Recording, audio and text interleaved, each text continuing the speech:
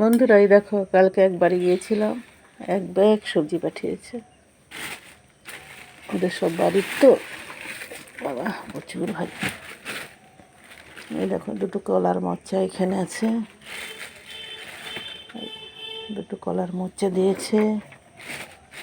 পেঁপেগুলোর size দেখো কত বড় বড়, এগুলো সব ওদের বাড়ি গেছে। দেখো কত বড় বড় সাইজ,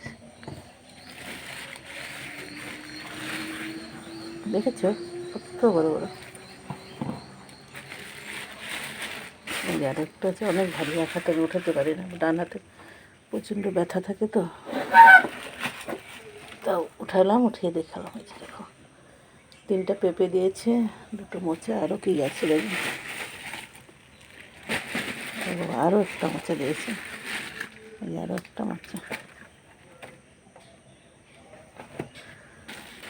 এখানে আছে কাঁচা কলা, যাকে বলে সবজি হয়, এই যে কাঁচা কলা 1 ঝুঁকি দিয়েছে কাঁচা কলা। খুলে গেছে, আরও একটা আছে এখানে, এই যে আরও একটা, আরও আছে কিছু, দেখিয়ে টেকে। ও বাবা, লেবু কালকে দিয়েছে, এনে খুলিনি, এইভাবেই রেখে দিয়েছে। কত লেবু,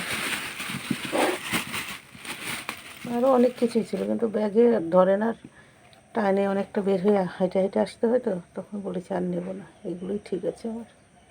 তা দেখো, এতগুলো লেবু, 1 ঝুঁকি কাঁচা কলা, 3টা কলার মোচা, বড় বড় 3টা পেঁপে।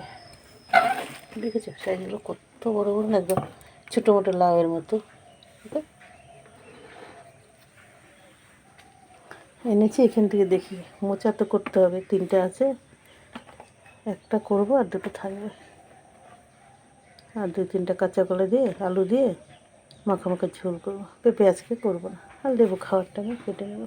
এই লেবুটা পাকা আছে, এটাকে আগে কেটে নেবো, কারণ পাকাটা বেশি দিন রাখা যায় না। কাঁচাগুলো তাও এগুলো কেটে ব্যাগে ভরে রেখে দিলে 1 মাস থাকবে, 1 মাস রেখে খাওয়া যাবে।